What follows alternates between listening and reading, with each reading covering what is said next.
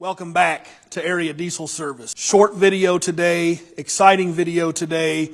We've got a new product announcement for you.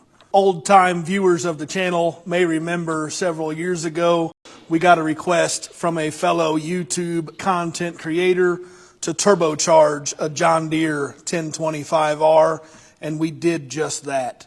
There was a lot of feedback from viewers and fellow 1025 owners and operators that said, I want a turbo kit too. We are announcing the release of the market's best 1025R turbo kit.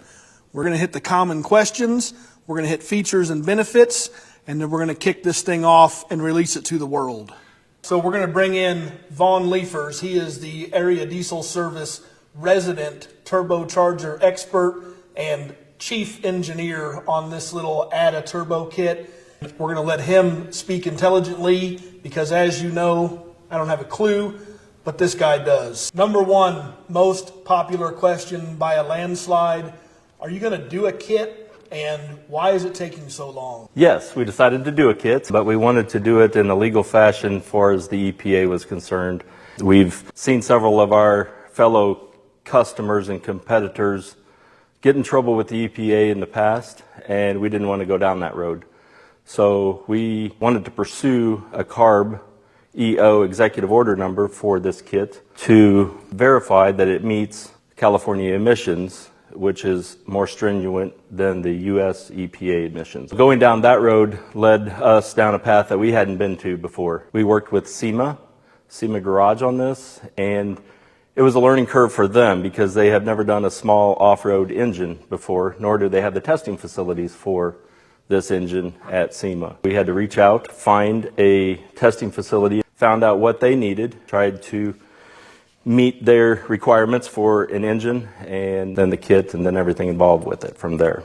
A whole bunch of paperwork, government agencies, expenses, none of those things move very quickly. The other thing that it afforded us was the opportunity to put some time and work on this kit, right? The last thing we want to do is hastily launch a turbo kit and get a bunch of them out there and find out that there's an issue with them. Testing and development has been significant throughout the last couple of years. We've put quite a few hours on this thing, ensuring that the product that you're going to get is going to last. And this is a tractor that we had to invest in to develop and launch this kit. Why did we go that route as opposed to just buying an engine? With the requirements from the testing facility under C.A.R.B's guidelines, the engine has to have at least 50 hours on it. And to buy a new engine, it's not going to have 50 hours on it, which is fine. They can test it, they'll put it on there, they'll run the hours. But that was going to cost us more money than buying the tractor and stealing the engine out of it and sending it to California. That's the reason why we bought a tractor, and we could verify how many hours were on the engine for their paperwork as well. When we bought this tractor, it had 46 hours on it.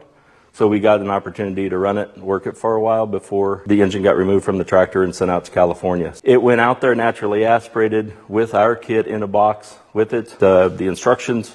So they ran it, do their baseline testing, and then they turn around and install the kit. So they're also looking at our instruction manual and everything listed in there. Can they put it on, and can it be put on at home? Which one thing that you mentioned is we kind of redesigned the kit a little bit from the original one that we did as a one-off. This is more of a homeowner kit that can be installed without a guy needing a torch or a drill or a welder or anything like that on there. So it is much more user-friendly for a homeowner to be able to install it without any major unusual tools. What applications does the kit work on? Well, right now, 1025 and the 2025R tractors take the same engine in both of them. So they're under both the same emissions family. The kit will work on both tractors and still be in compliance with the emissions. It may fit on other things, but that's the only thing that we've tested on this engine.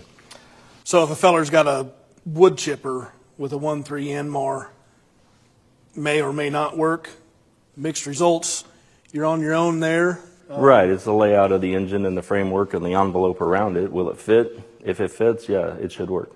But not authorized for those applications. But these little Yanmars are in all kinds of stuff. So give us just a high level, someone that doesn't know anything about turbos, what is this doing and how? Turbo is basically just an exhaust driven air compressor. It takes exhaust coming in from the manifold, Comes in here, turns a wheel, exhaust then exits out through here, and through this wheel to a common shaft to another wheel over here.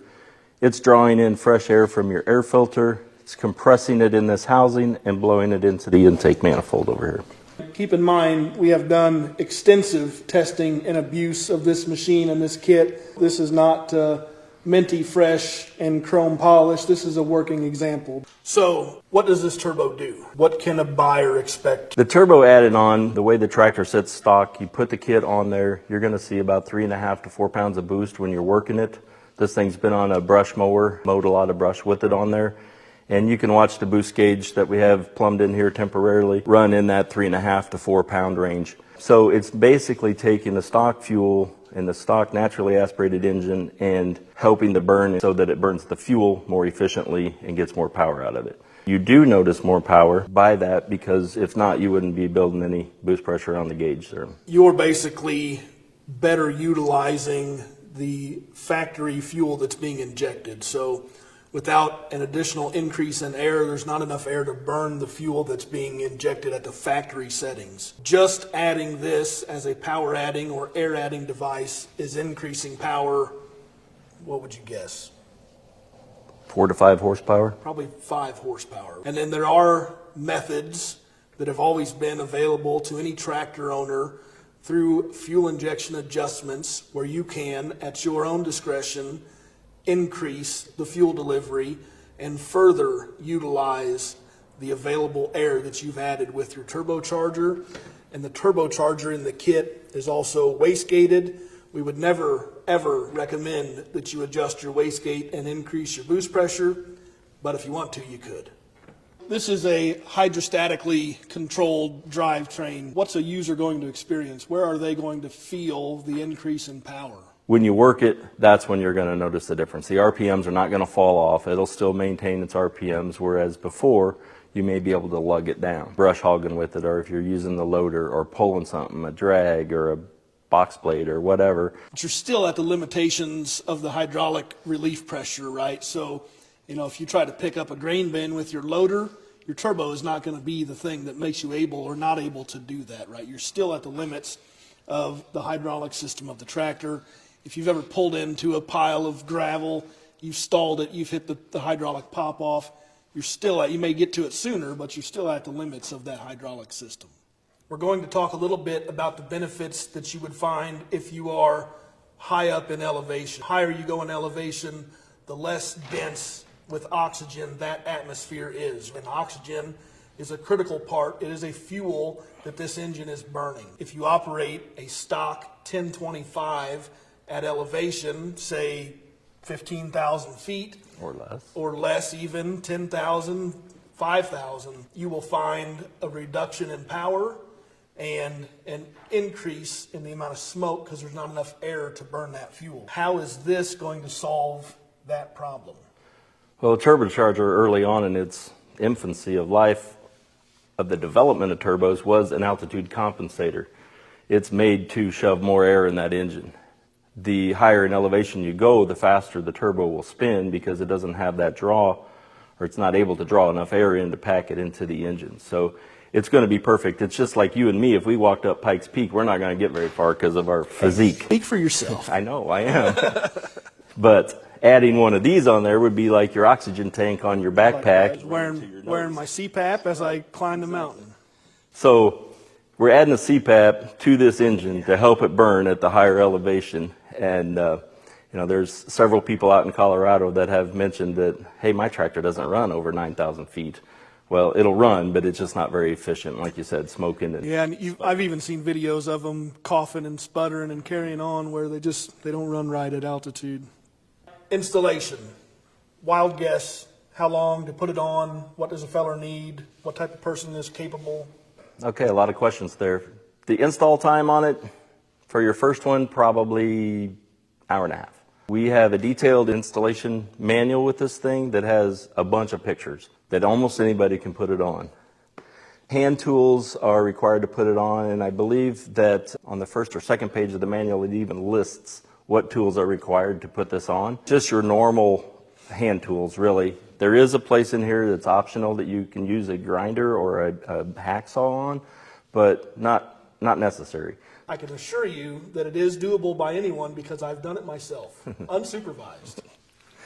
When you say detailed in the instruction manual, we also supply a parts list with this thing too, which is a picture of every part and its part number and the description of it. So then our installation instructions reference that part number. So you can go find that in the bill of materials over here, see what length that bolt's supposed to be, and it goes in this step in the manual. And it's even packaged kind of in steps. You know, if you need this bolt and that bracket and this whatever, it's all in the same bag with one another. We're trying to help the guy out to be able to find his parts quickly and do the install. Walk us through, we're not going to go all the way into the installation. Again, it's fairly straightforward, but just give us a high level. What does a person do to make the modification? The muffler normally would sit right here, basically right below where the turbo would sit.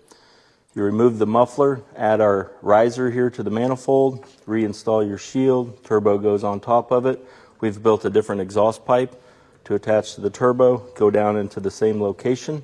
When I said we go to the stock spot, we are blowing in the stock spot, not angling it out towards the tire as a lot of people add on a 90 or a turnout or whatever to get the smoke off the front end. But we're trying to make it look as stock as possible. Therefore, once the turbo's mounted on here, we pick up oil on the other side at the oil sending unit.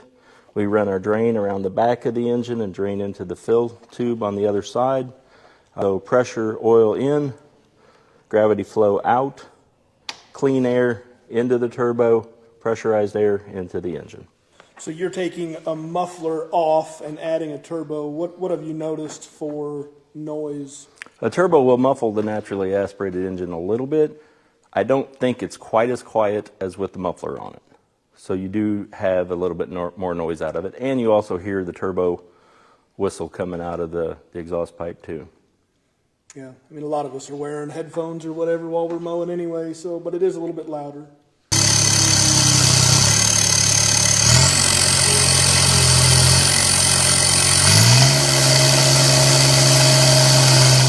On some of the real early tractors, this air filter housing was mounted parallel with the engine and down on a bracket off the top of the valve cover here. So if your machine has the air filter mounted parallel to the engine or the crankshaft, you have to do the adaptation kit or modification kit to move it to this orientation, right? Correct. Vibration of this engine, anybody that's been around one knows that it shakes like crazy, but that had broke the bracket. If the bracket didn't break, it would break the top of the valve cover out or the intake manifold, and therefore it would allow it to suck in unfiltered air, ruining the engine. So John Deere finally came out with a relocation kit that you could change yours. If it did come out on the valve cover, you could change it and mount it up here, or later production model years, they just put it here. And it in its stock form just ran down here and went to the intake manifold. So we intercepted that pipe, run it to our turbo, and then go to the manifold. So we also list the parts in our installation manual that would tell you, hey, go to Deere and get these parts. Okay, very good. It's not something that we would carry, but I mean, we could, but we're still going to go to Deere and get these parts and then sell them to you. Is it safe? So far, yeah. We've had this same engine turbocharged in different applications for 7-8 years. You know, other tractors have had the same boost pressure applied to it. The engine's very durable. We have seen this little 3-cylinder Yanmar in some pretty radical backwoods baby pulling tractors where they are breathing fire out of them. I don't know what they're making, a couple hundred horse perhaps out of this little engine. This is a displacement of 1 liter? 1.3 liters. 1.3 liters, and these guys are cramming it so full. I would say they're probably making 200 horse out of it. So taking it from 25 to 35 or whatever you decide to do, certainly it's going to be more strenuous on the components, but these little Yanmars are tough. They're bulletproof. We have no reservations about this thing hurting the bottom end or any of the engines. And in the defense of the engine too, making 200 horsepower out of it, there's many modifications required to get it to go there. Probably head bolts, gaskets, multiple turbos, different fuel pump and injectors. So it's not exactly a stock engine, but your point is the crank, the block, the heads are good. What is the warranty? All the parts that we supply in the kit is a year warranty. We're not warranting the labor. We're not warranting the guy installing it incorrectly. It is if the parts are faulty and they do fail within the year time frame. Okay. So how do you register that? Yeah, you register it by scanning the QR code in your instruction manual and filling out the form. Okay, the $1 million question, as per usual, what's it going to cost? Yeah, notice Mallory will put it down here for you. I think it's $2,598, roughly $2,600 as of today, subject to change. When can you get it? They're in stock. There's 50 kits that are being completed right now. A dozen of them will be in stock by the end of the day or before this video is released. Hit us up on the website, give us a call. They're available now. Yep, we'll drop you a link. We'll list this thing on the website, but they are in stock and ready to rock. There it is. Ask and you shall receive. John Deere 1025 2025R Turbo Kit. If you need to get a hold of us, if you have any questions, if you'd like to purchase one, reach out to us. As always, you can call us at 800-637-2658. You can log on to our website at areadieselservice.com. You can drop us an email at parts@areadiesel.com. You can call Vaughn on his personal cell phone at 217-7. Or he can stop by any of our locations in Iowa, Illinois, or Indiana. Anything to add? Thanks, guys. Any questions, let us know. We'll try to address it in future videos or even on the YouTube comments or whatever. So we'll have some kind of answer for you. May not be what you want to hear or may not be what we should have said, but we'll have an answer. We're here to help. Yep. So that's it for now. Thanks for watching. One more thing we forgot to hit on. If any of you 1025R owners are not turbo familiar, one of the things that you want to do is let the engine cool down to some degree before you shut it off. If you're working this thing, if you've got your implement on there and you pull up out of the field or the lawn or whatever, you're going to want to give it a couple of minutes of idle time to cool down. If you've got that turbo glowing red and you shut the engine off and the oil stops flowing to cool it, it'll cook that oil inside the turbo and it will dramatically shorten the life. So anything turbocharged, 1025 or Abrams tank, let it idle for a little bit before you kill it. So, and if you're working it and you kill it, snuff it, get it fired back up as quick as you can. So.